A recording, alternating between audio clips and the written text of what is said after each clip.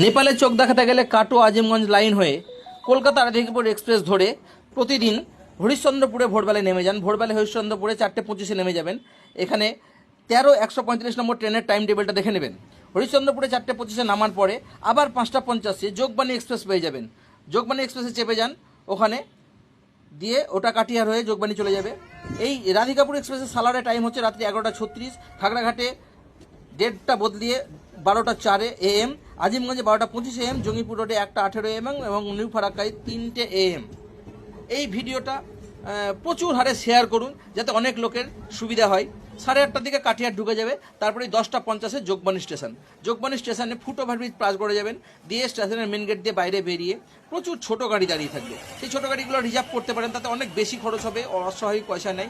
সেটা না করে সামনের দিকে একটু হেঁটে চলে যান, একটু বাঁদিক বা ডান দিক হয়ে নেপাল ভারতের বর্ডারটা পাস করেই একদম সোজা না গিয়ে বাঁদিকের রাস্তায় একটু গিয়েই টোটোতে 20 টাকা ভাড়া নিয়ে চলে যাবেন বিরাটনগর চক্ষু হাসপাতাল, রানী লোহানবালা।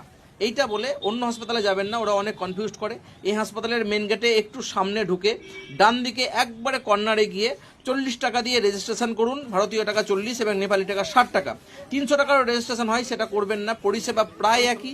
40 টাকাতে একটু প্রথমে লাইন দিতে হয়, তারপরে পরবর্তী পরিষেবাগুলো দুটোর একই। তাই ভিডিওটা শেয়ার করুন।